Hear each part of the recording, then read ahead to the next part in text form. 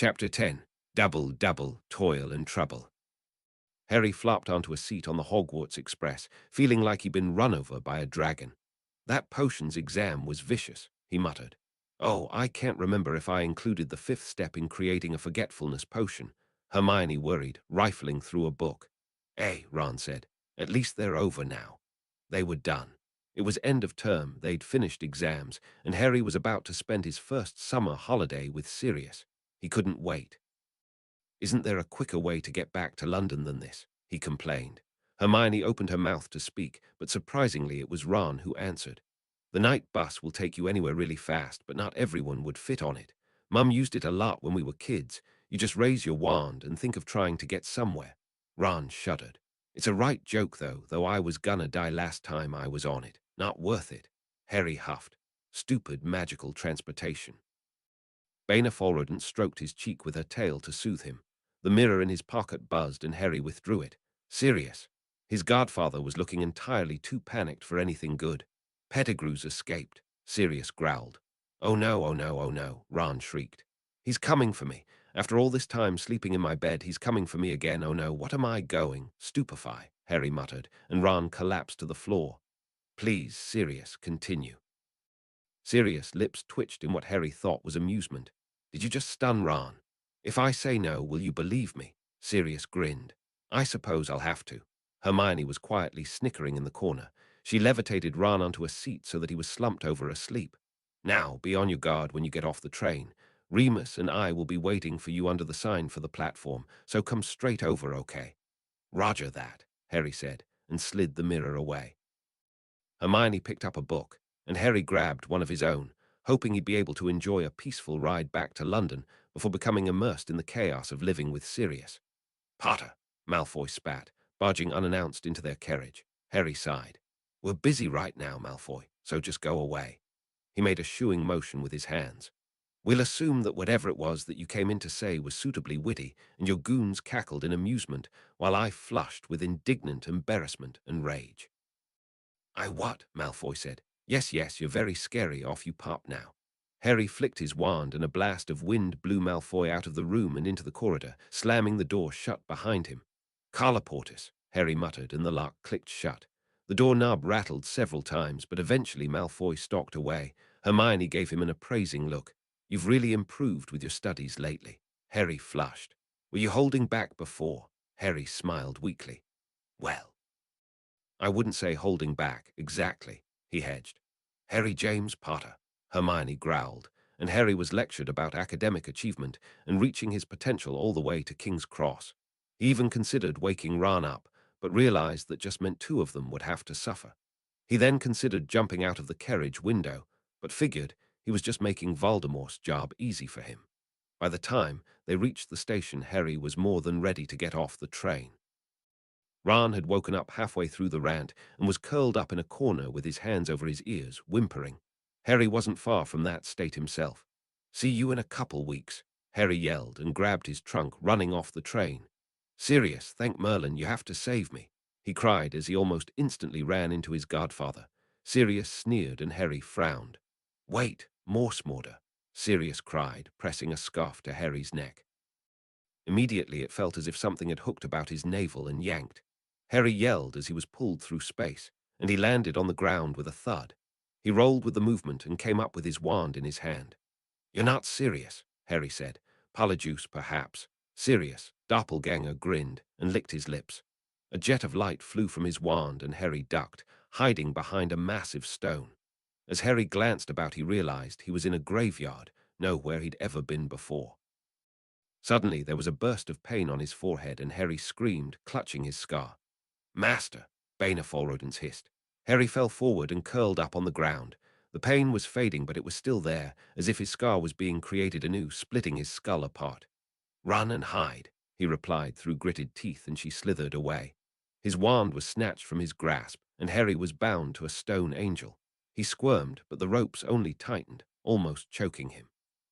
Cauldron bubbled before him and Pettigrew approached, holding something in his arms. Ah! The serious doppelganger cried and clutched his leg. A fucking snake bit me. There are only adders and grass snakes in Britain. A sibilant voice hissed from the bundle in Pettigrew's arms, and if Harry hadn't guessed it was Voldemort before, he knew now for certain. You will survive. Harry squeezed his eyes shut and tried to ignore the blinding pain. Eep, Pettigrew shrieked. It bit me too. Stop this nonsense. Voldemort roared, although as he was currently inhabiting the body of a small child, it was more of a squeak. Ignore the bites and return me to my former glory. Of course, master, the Death Eaters replied and bowed to Babemort, then deposited him in the cauldron. Harry really hoped Babemort drowned. Bone of the father, unknowingly given, Pettigrew rasped, and a thin trickle of bone rose from the ground and flew into the cauldron. Flesh of the servant, willingly given. Pettigrew raised a knife and his own hand and sliced it off. Harry flinched and looked away from the bloody stump. Blood of the enemy forcibly taken. Pettigrew dug the knife into Harry's arm, even as his own fingers trembled. I give it freely, Harry cried, but Pettigrew merely snarled at him, dripping the blood into the cauldron. Immediately it began to boil. The serious doppelganger was swaying on his feet, and Pettigrew had already collapsed. Baneforodance, get my wand. Out of the shadows, Baneforodance appeared. She tripped the doppelganger, then wrapped her tail around Harry's wand and slithered over to him. Harry grabbed it. Defindo. He cut the ropes and scooped Baneforodance up. While he'd been planning his escape, Voldemort's body had been forming from the cauldron. Robe me, Voldemort demanded. Harry sprinted away toward the nearest country path. Wormtail, Barty, Potter. Harry raised his wand. The night bus, he yelled, hoping it would work. Loud honk, an enormous purple double-decker bus appeared from out of nowhere. Welcome to the night bus. Emergency transport for the stranded. Harry leapt on board. Go, go, go, he's trying to kill me. The conductor blinked, looking up from the note card he was reciting from. What? A flash of red light flew toward them. Harry ducked and it crashed into the seat behind him, which shriveled and curled in on itself. Oh, bloody hell, go, Ernie, go. Take it away, Ern. Was that a talking skull? Bang! Harry was thrown to the floor as the bus shot forward. The conductor sniffed. As I was saying, welcome to the night bus. Emergency transport for the stranded witch or wizard. My name is Stan Shumpike, and I will be your conductor for this evening, he said in a nasal voice. Now, where is it that you're going? Harry blinked. Ministry of Magic, please. He suddenly realized that his mirror was buzzing frantically and had been for some time now. Serious. Sirius' eyes were wild, but a massive grin split across his face when Harry answered. Harry, oh Harry, thank Merlin you're all right, Harry grimaced. Relatively, I was kidnapped. I'm on the night bus to the ministry. Shall I meet you there? Sirius nodded. I'm there already. They jerked to a stop, and Harry handed over payment. He sprinted off the bus and into Sirius' arms. Sirius squeezed him tight, and Harry hugged back. It felt like home. You're safe now, Sirius muttered and patted Harry on the head. Harry took a deep breath and disentangled himself. Behind Sirius was a massive group of people, including the Minister for Magic, Dumbledore, Snape, and the Weasleys. Mr. Potter, said a woman Harry didn't recognize, wearing a monocle and a stern look upon her face. If you wouldn't mind, I'd like to hear what happened to you. My office is just inside the building. Oh yes, excellent idea, Amelia, Minister Fudge said. Harry realized that she must be Amelia Bones, director of the DMLE. He nodded. Sirius and Dumbledore followed hot on their heels. Director Bones' office was a tight fit, but Dumbledore conjured enough chairs for everyone. She called for a healer, and St. Mungo sent one right over. Harry's arm was healed, and he was given a blood replenisher. Finally, they were all settled, and she gave him an expectant look. It's all right, Harry, Sirius whispered. Just take your time. Slowly, quietly, Harry regaled his tale. Codswallop, Fudge announced at the end. Are you accusing the heir of House Black and House Potter of lying? Sirius hissed. Fudge gulped. It can't be true. He can't be back. May I inspect your memory? Director Bones asked, ignoring their argument. Harry nodded and tilted his head. She withdrew a silvery stream of liquid from his mind and placed it into a vial. I refuse to believe you know who is back, Fudge cried. He might not be, Harry spoke up. Fudge gazed at him, an expectant look upon his face. It was definitely him, but my snake had bitten both Pettigrew and Barty. That's why they collapsed. She's an eastern brown snake, and the venom is quite fatal. Baneforodance chose that moment to poke her head out from underneath his shirt, and Fudge jumped back in surprise, nearly toppling to the floor. They tasted like rotten rodents. Pettigrew used his hand to regenerate Voldemort. He may have passed the poison in his bloodstream onto Voldemort. Director Bones gave both him and Baneforadance an appraising look. There you go, Minister. Perhaps we should put the auras on high alert, just in case. Fudge huffed. Do as you wish, he snarled, but I will not believe that you know who is back. Harry glanced at Sirius and raised his brows. Sirius rolled his eyes. My heir, Harry Potter, the boy who lived, was still kidnapped. So regardless of whether you know who is back, we need better security. The public will think you wise for putting precautions in place, Sirius said. Fudge nodded, his forehead creased into a frown. Yes, yes, the public will think that, won't they? Yes, Amelia, put the auras on high alert. We cannot have an incident like this happen again. Fudge bid them all good day and stormed out of the room. Come on, Harry, Sirius said. Time to go home. May we use your flu? Director Bones nodded, a frown upon her face. Dark times are upon us, she muttered. Stay safe. For the first time in 11 years, Severus felt something that chilled him to the bone. His mark was burning. Chapter 11. The Old Meddler.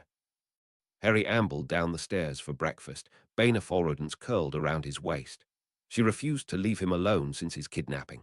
He wasn't going to object. She had likely saved his life. Mimsy had cooked pancakes for breakfast, and Harry tucked in. There were loads left, and he realized he must have beaten Sirius to the table, an unusual set of circumstances. There was a slam of a door, and Harry grinned. He hoped into the pantry, pulling the door shut behind him. He'd wait until Sirius was sitting down, then jump out and surprise him. Please take a seat, Sirius said, and Harry froze. Coffee, tea, anyone? I'll have tea, milk, 2 sugars, Dumbledore said. Black coffee, Snape snapped. Coffee for me as well, thank you, Sirius, McGonagall said. Harry debated his options. Jump out or listen to them. So, Severus, what's your report? The decision had been made for him. How could Harry resist such an enticing invitation to eavesdrop? The Dark Lord called me 2 days ago. Both Pettigrew and Barty Crouch Jr. were dead. Crouch Jr., McGonagall exclaimed. The Dark Lord did not see fit to elucidate me on the means of his survival and escape of Azkaban, and it is currently irrelevant, Snape drawled. I believe Potter's snake poisoned them both, and the Dark Lord too. However, Nagini's venom was used in the regeneration potion, so he has a small immunity to poisons, which is why his body has not entirely deteriorated. He believes Pettigrew screwed up the ritual, and the fumes from the potion killed him and Crouch. Obviously, I have not disabused him of that notion. I have been providing him with various potions, but none of them should counter the venom, and so he will remain weak. Has called no one else to him, but Lucius is getting suspicious as the mark has darkened. Serves the wanker right, Sirius growled. Teach him to kidnap my godson. Harry grinned. Go Sirius. So, Albus, are you finally going to tell us your ideas on the remaining Horcruxes? McGonagall said. Harry frowned. What on earth was a Horcrux? Whatever it was, it couldn't be good. Now, Minerva, it is essential that Harry be the one to find these items, even if we must guide him down that path.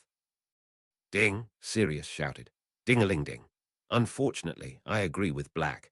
Hunting down pieces of the Dark Lord's soul is no job for a child, Snape interjected. Harry bit his lip to keep himself from shouting out in agreement. Dumbledore was completely balmy. He hadn't even realized it was possible to lose pieces of his soul. Don't you dare try to feed us some cock and bull about a prophecy, Sirius snarled. Tell us, or I'll feed you truth potion myself. There was a long pause in which Harry could imagine Dumbledore's outraged look. He almost hoped they did feed him Veritaserum. And I'd help him, Snape said, and Harry grinned.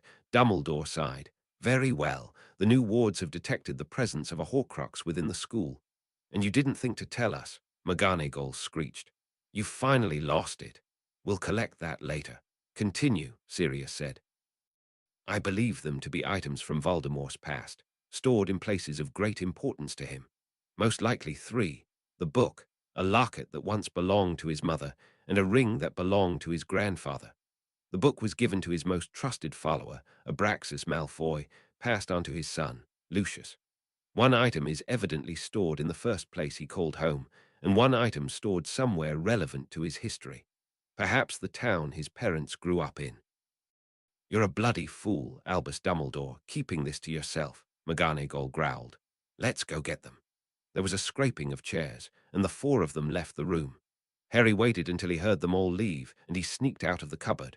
Soul pieces, a prophecy, and an interfering old man. Harry had some research to do. Severus eyed the Lockhart, sitting proudly on a podium in what the elves called the come-and-go room. They'd had to enlist their help, unable to find the specific part of the castle the wards indicated. "Do the honors, Snape," Black said. Severus sneered. "I think perhaps we should examine it before attempting to destroy it," Albus said. "Avada Kedavra," Severus growled, already fed up with Albus' nonsense. "Oh," Albus said. The Lockhart screamed, black smoke exploding from it, filling the room before tearing itself apart, throwing them all to the ground in the process. "Severus." "I am most disappointed, ouch," Albus said. Minerva had flicked her wand and hit him with a stinging hex. "You shut your big gob else it gets you into some more trouble, you obnoxious, arrogant, senile fool," she spat, her Scottish accent more pronounced than usual. Severus raised a brow, quietly impressed. Black grinned. "Nice work," he said. Severus sneered. "Always," he retorted, but his disdain didn't diminish Black's cheer.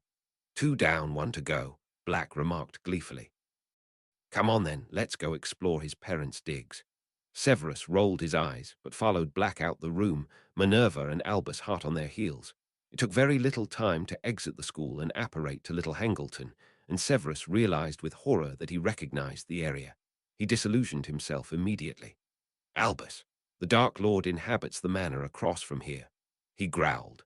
Black and Minerva moved closer, and they hid themselves in the shade of an oak tree. "Ah, yes, I suspected as much," Albus said, eyes twinkling merrily.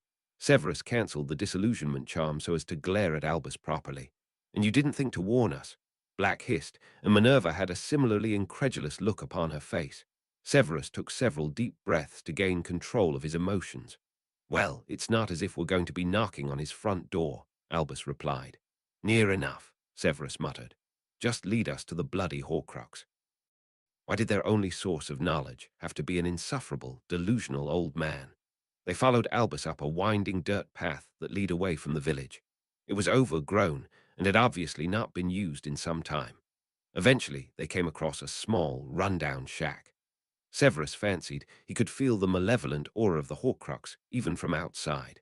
There was a dead snake nailed to the doorframe, and as Albus stepped toward over some unseen barrier, it came to life. With a flick of his wand, Albus dispatched it before it could do more than hiss, even the bones disintegrating to ash. "Both of you wait outside," Severus instructed. He cast several detection spells, but the only ward he could find was the one that activated the snake. He followed Albus into the shack. Mold covered the walls, and the furniture was in rotten disarray. Albus had his wand raised in silent detection spells, and he eventually pointed to an unassuming piece of floor. With a jerk of his wand, the floorboard was ripped up, and there sat a steel box. Severus levitated it out of the hole and began slowly breaking down the curses that it was covered with. Finally, he got the container open. "Ariana!" Albus cried, and fell to his knees, scrabbling at the box. Severus reacted instinctively, summoning the Horcrux toward him and banishing Albus away from it. "You cannot have it," Albus growled, and lightning crackled toward him from the end of Albus' wand. Severus threw himself to the side. He crashed into the shack wall, breaking through the rotten wood. "Get a hold of yourself," Severus cried. He got to his feet and threw up the most powerful shield he knew, barely deflecting the next curse that came his way. Black and Minerva were at his side in an instant. Albus staggered out of the shack, wand raised.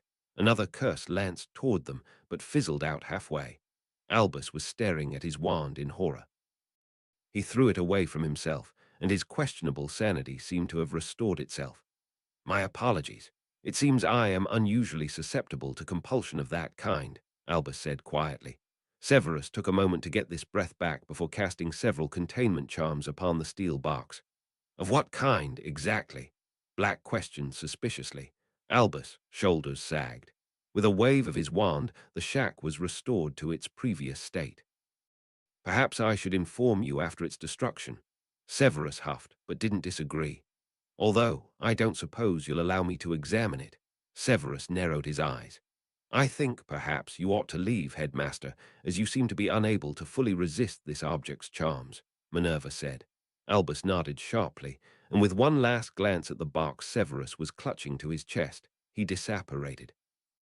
Severus placed the box on the dirt, and in one instant removed all the containment charms and opened it up. In the middle sat an ugly ring with a gold band and a large brown stone set into it.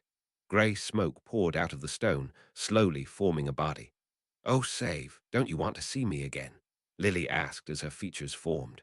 "All you have to do is put on the ring." Severus stared at the beautiful features of his one true friend, the only woman he had ever loved, and the mother whose child he was protecting. Surely it was only right that Severus saw her every day. Black made a choking noise and staggered forward, and the inhuman apparition twisted in on itself and reformed. "Padfoot, so good to see you, old chap. Can't stay for long, but you'll always be able to see me if you just put on the ring," James Potter remarked cheerfully. "Don't you think Harry would like to see his parents?" Severus shook himself and narrowed his eyes at his hated enemy. Black was sobbing, and he lurched toward the ring even as Minerva attempted to hold him back. How dare the Dark Lord use their losses against them? "Avada Kedavra," Severus snarled. Green light lanced toward the ring, and the apparition screamed. Black smoke boiled out of the ring, reaching toward them before wailing as it converged into on itself and exploded. The ground where the Horcrux had laid was brown and barren. At the very center was the stone that had been set into the ring, and it twinkled at them eerily. Severus didn't dare pick it up, but it levitated it into the air and blasted it away from them. It flew into the foliage behind the shack, and Severus turned his back on it. Black was a sobbing mess, and Severus wasn't far behind him. "Let us reconvene in 24 hours, Severus said stiffly, and he disapparated back to the castle in desperate need for a glass of whiskey and a good night's sleep. Chapter 12, the start of third year. Harry tried researching Horcruxes, but could find absolutely nothing about them, so he gave it up as a lost cause. He trusted Sirius to keep him informed if necessary, and that was all he could do. The rest of Harry's summer was rather uneventful, although he caught Sirius looking at him with tears in his eyes a few times. Harry made sure to prank him extra hard on those days, and he soon cheered up.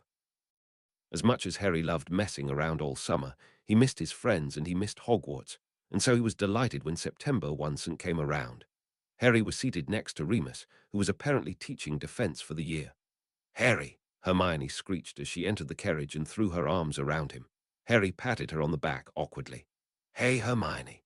Hey, Ron," he said, spotting the other boy over Hermione's shoulder. Ron grinned and waved back, throwing himself into a seat. Didn't take long for them to settle and begin sharing stories about their summer. The sorting felt as if it was taking forever, and he joined Ron, for once, in groaning with joy when the food arrived at their tables. "'Bout time," Ron muttered around a mouthful of potato he'd picked up with his hands and jammed into his mouth. Globs of gravy ran down his face, and Harry couldn't look away, watching with morbid fascination at the amount of food he managed to consume within seconds. "Ron, mind your manners." Hermione scolded. Several first years were also transfixed, and one particularly small girl looked as if she was about to faint. Bang! The explosion drew the attention away from Ron. Seamus was grinning ear from ear, his eyebrows burnt to cinders and parts of his hair and uniform still flaming. He held up a goblet. "Finally!" he cried, and took a swig. "Mr. Finnegan." Professor McGonagall appeared behind him, and despite the scorched appearance, Seamus still managed to pale. "What in the name of all things do you think you are doing?" Seamus took another swig of his goblet before turning to face her. McGonagall's eyes narrowed as she inspected the cup clasped in his hand, and she swiped it up and away from him. She took a sniff. The entire hall watched with bated breath. "An excellent water to rum transfiguration," McGonagall allowed. Harry cheered, even as Hermione glared at him. "Unfortunately, consuming alcohol is illegal for minors. 20 points from Gryffindor." "Don't do it again." Seamus turned back to the table, a mischievous grin upon his face. Several upper-year students were eyeing him contemplatively, and Harry used the following uproar as they tried to buy the spell from Seamus to slip away. "About time, Master," Baena Fallrodens hissed from her perch on his shoulders. He raced towards Moaning Myrtle's bathroom and opened the passage to the Chamber of Secrets with a hiss. "Sally, it's Hassa and Baena Fallrodens." There was the faint sound of scales scraping on stone, and Sally poked her head out of the pipe, her second eyelids firmly shut. There was a loud scream behind them. Harry turned, wand drawn. Malfoy had both hands clasped over his mouth, but it did nothing to diminish the girlish shriek. His eyes rolled up into his head, and he collapsed into a dead faint. Harry poked him with his foot, but he didn't move at all. "Oops," Harry muttered, and levitated Malfoy out of the bathroom. Forgot to lock the door, he realized. Colloportus. He turned back to the basilisk. "How was your hot season?" Sally asked. "Fun and filled with lots of food. Did the elves bring you the snacks I asked them for?" "Yes, although they ran away whenever I tried to speak to them." Harry barely managed to contain a laugh. "I can't imagine why," he replied. He stroked her large nose. "I'll come and talk to you when I'm next free, but I better go before Malfoy wakes up. If he gives you any trouble, send him to me, and I shall eat him for you." Harry grinned. "Thanks, Sally. See you soon." Her head retreated, and Harry closed the entrance up once more. He could hear the sound of voices outside, and so pulled on his cloak before leaving the bathroom. "For the last time, Draco, what have I told you about telling tales about Potter?" Snape growled. Malfoy was quivering under his glare. "But, sir, I'm telling you, it was a basilisk." Harry crept past them so that he was behind Snape's back. "Enough!" Snape roared. "Detention!" Harry lowered the hood of his cloak and winked at Malfoy. Malfoy gaped. "He's right there," Malfoy cried. Harry pulled the hood back up and Snape spun around. He narrowed his eyes and turned back to Malfoy once more, who'd gone paler than snow. "Detention for the rest of the week," Snape said quietly in a voice more terrifying than when he shouted. "Now begone." Harry sneaked away, laughing silently to himself. Served Malfoy right for being such a prat. "I'm worried about Draco Malfoy," Severus admitted at the first staff meeting of the year. "His jealousy of Potter knows no bounds. Several times he's come to me with fabricated excuses for getting Potter into trouble, and although you all know how much I'd like that to be true, the stories he comes up with are ridiculous." Albus frowned. "Like what, my dear boy?" Severus sneered at him.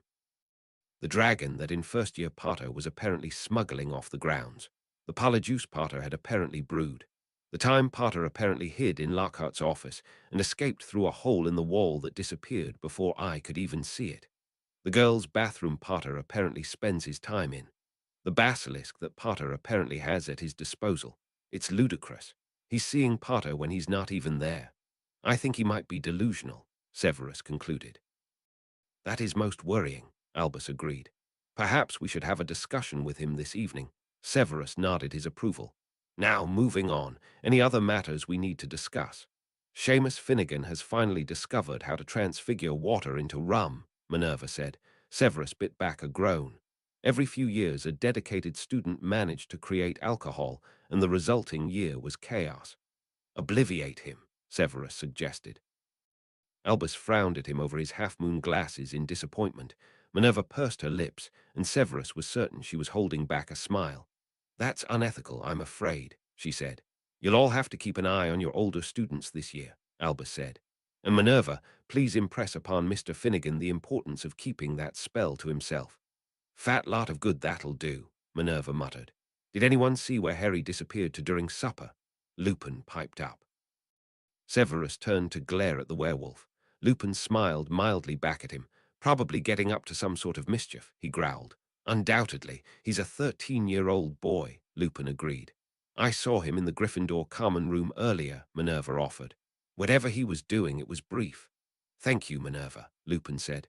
"Is there anything else that ought to be brought to my attention?" Albus asked, and a litany of denials answered him.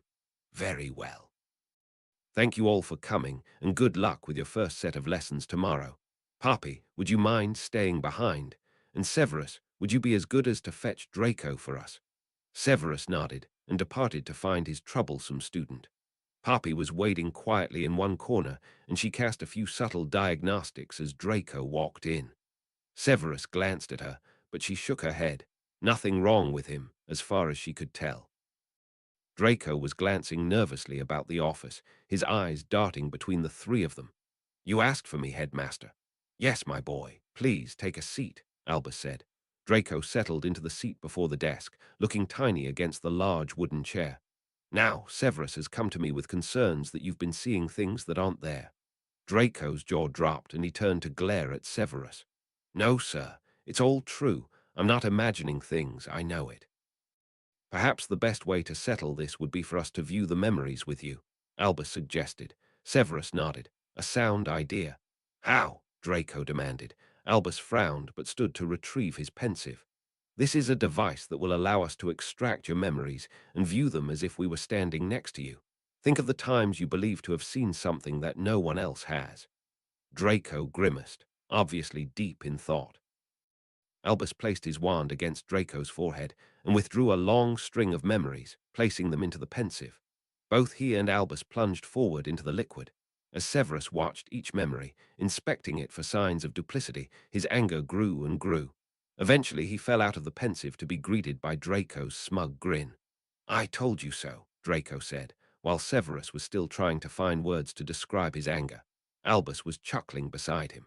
"Potter," he bellowed. "I'm going to kill him." He could feel his eye twitching and his blood boiling, and his heart felt like it was going to explode. There was a piercing pain skewering his mind, and he was swaying where he stood. He took a step forward. The pain reached a crescendo, and his brain was shrinking, compressing, dying. His vision tunneled, and then everything went black.